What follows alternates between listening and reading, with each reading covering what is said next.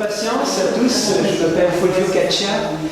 Aujourd'hui, cette question est plus que jamais d'actualité. Vous le voyez dans l'espace politique et elle touche aussi dans nos vies au quotidien. Déjà, au niveau collectif, la notion de diversité est sollicitée pour constituer le nous. La langue et le langage sont des éléments fondateurs de l'identité, pas d'identité sans langage.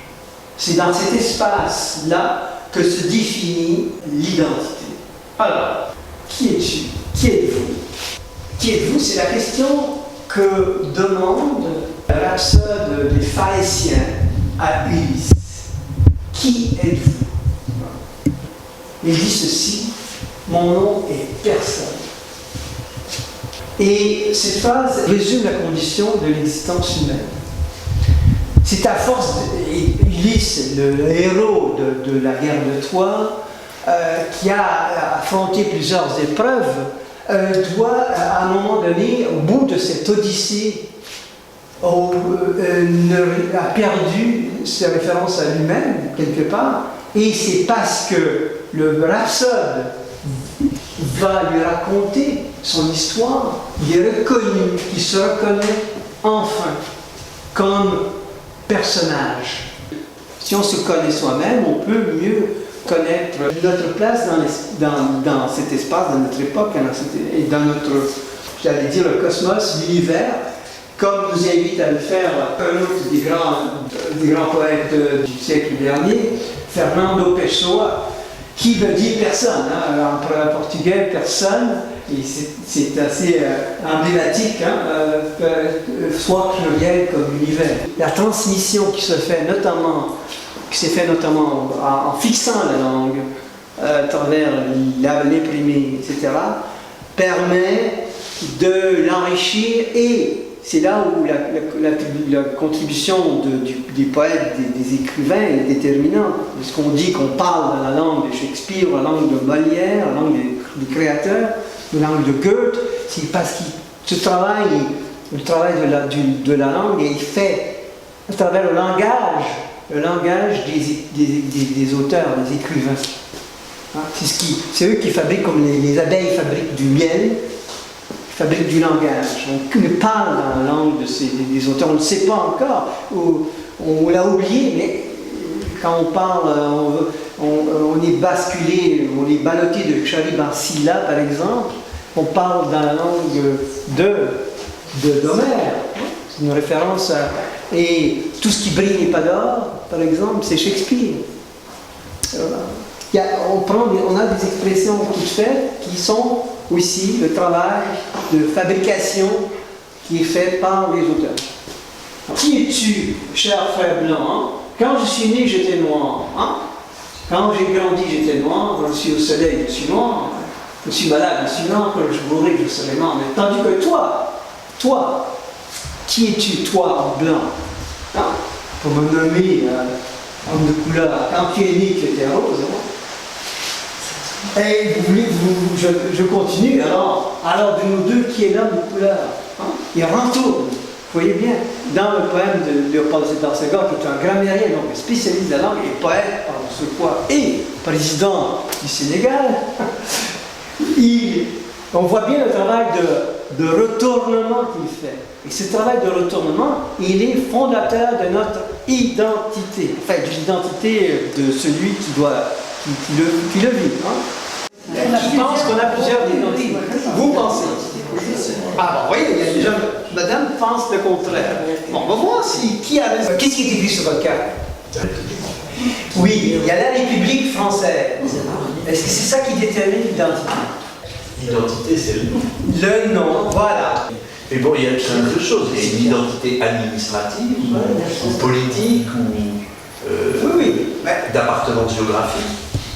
Il y a une identité personnelle. Bien sûr, mais là, ça relève plutôt de ce qu'on va voir tout à l'heure, des identifications, des espaces d'identification, des appartenances.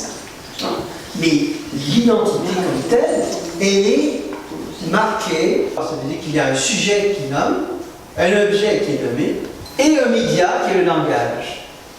Un sujet verbe complément, on est dans le langage, on est dans l'espace du langage, et donc on va. L'identité, c'est bien une condition de la nature de l'existence.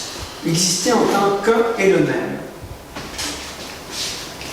D'accord? Comment on peut expliquer qu'il y a encore très peu de temps en France, oui. Quand les immigrés, quand les gens arrivaient d'un autre pays, on leur changeait leur prénom. Il y a encore très peu de temps, moi j'ai une copine qui est arrivée, quand elle a demandé la nationalité française, on lui a changé son prénom. Elle n'avait pas demandé, et moi, mes grands-parents, ils sont arrivés en France, on leur a changé leur prénom. Moi j'ai été naturalisé.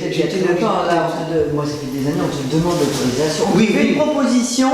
Et le prénom et le nom qu'on te propose, il ne doit pas être trop éloigné. Il doit être. Oui, mais on te demande. Moi, j'ai ce que j'ai fait. Ça veut dire que Vous voulez me préciser mon nom? J'ai dit non. C'est quand même une conception très occidentale de l'identité, je trouve. Je suppose qu'on a une approche de la cosmologie, de l'autre différente, parce qu'on vit ici, et c'est une forme de notre identité aussi, et que des gens dans des pays lointains, dans un autre environnement, n'appréhendent pas l'identité de la même manière. Oui, je suis pas sûre. Peut-être qu'une des réponses à ça, c'est ce que vous disiez sur la transculturalité. C'est-à-dire comme s'il y avait deux stades. Le stade où on dit, on observe, il y a tout le monde, la multiculturalité. Il y a un stade où on se croit universel et qu'on dit c'est comme ça que ça devrait être.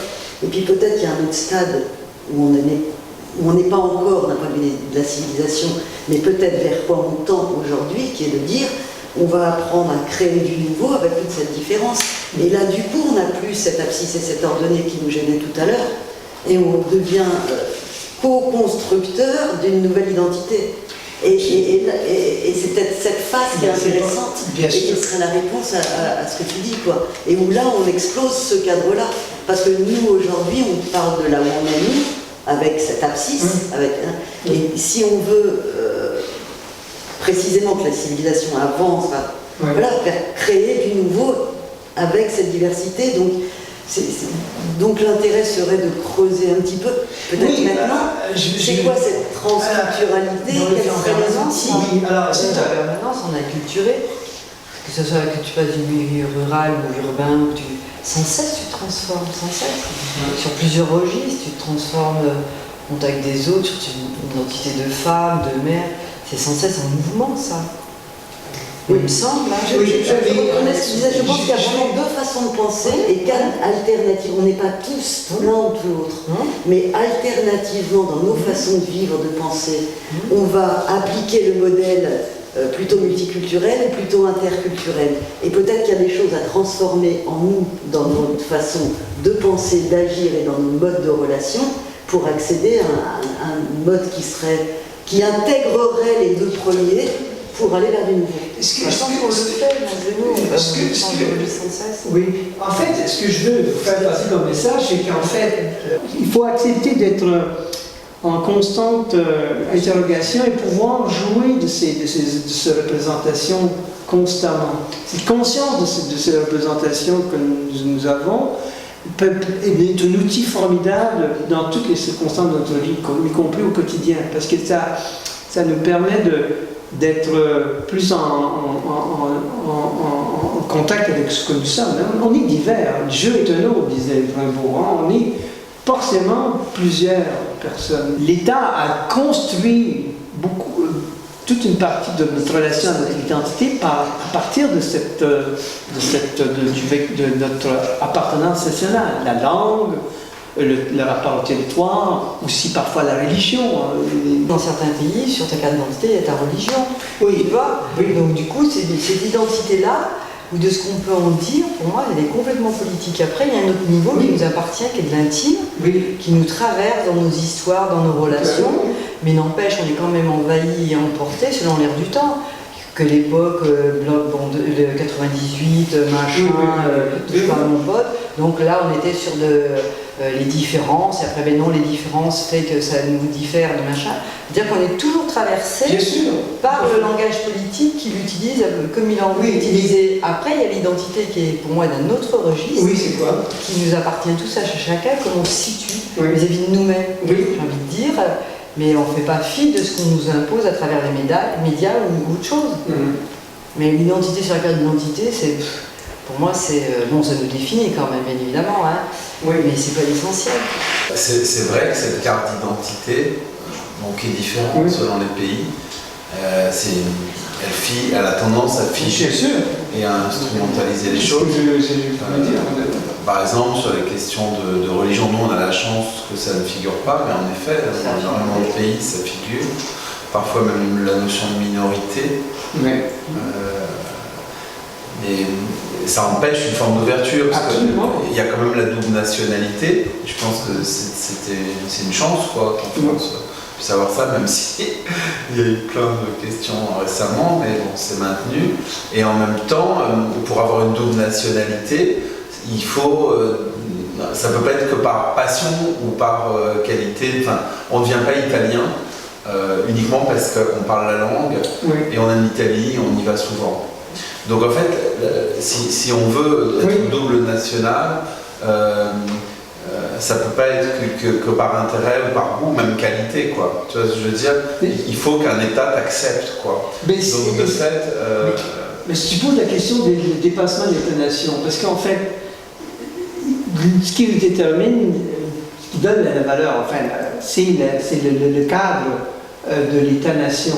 Et nous sommes à un point en tant que dans l'évolution de nos sociétés contemporaines, qui sont maintenant dans un nouvel environnement numérique où les pays et les communications se sont rapprochées, se sont étendues. On est dans un moment où il faut dépasser l'État-nation pour aboutir à un État-culture, ce que Goethe appelait les affinités électives. Et l'État-culture, c'est donc permettre à tout un chacun, en fonction de ses goûts, de s'approprier et de devenir aussi citoyen d'un autre pays. Plus ça va aller, plus les grandes villes du monde seront de plus en plus diverses et plus les différents États sont aussi de plus en plus divers. Et en même temps, je me disais, mais du coup, et ça rejoint un peu ce que tu dis, si on est toujours sur cette question d'État-nation, on va de fait favoriser par endroits des discours nationalistes, des discriminations, etc. Donc en fait, est-ce que on n'a pas... Bon, bien sûr, il y a les droits de l'homme, mais je pense qu'à l'avenir, il faudrait qu'on... c'est un point de vue personnel. Qu'on développe plus une question de droit de citoyen du monde, quoi. Dire qu'on est citoyen du monde, via l'ONU, etc. Et du coup, quand on est dans une ville qui n'est pas la sienne, que toi tu vas vivre à un moment donné à Shanghai, ben ça n'empêche. Tu as quand même un droit de pratique de la religion. Tu as quand même un droit de pratiquer une langue. Tu vois, un certain nombre de droits qui seraient un peu intangibles où qu'on soit en termes la pensée libérale, il y a tout un ouvrage de Will Klimenka qui a réfléchi à cette citoyenneté. Droit de vote aussi, pardon. Ben oui, bien sûr. Droit de vote. Déjà, il faut savoir ici comment ça se passe. C'est ce que je dis au niveau citoyen du monde. Avoir la double nationalité, c'est aussi parce qu'il y a des accords binationaux et c'est des intérêts politiques. On peut être israélien comme on peut être français, mais il y a des nationalités où les gens sont nés ici. Avoir les deux nationalités, on peut demander son passeport, mais quels sont les accords en réalité? Il n'y en a pas, parce que ce n'est que politique. C'est tout. C'est-à-dire qu'on a des intérêts de faire des accords avec certains pays, pas avec d'autres. Donc l'identité, je trouve que pour moi, il y a deux niveaux. Mais quand moi je qualifie de citoyen du monde, c'était justement dans l'idée d'un dépassement des nation et des questions politiques, en fait. Et vous pensez qu'on va douce utopie. En même temps, au XIXe siècle, personne ne pensait que l'ONU pourrait interférer et qui pensait qu'on aurait une Union européenne en Europe, quoi. J'espère que ça vous a plu, que vous avez pu voir la diversité des approches, des traditions. Merci. Merci.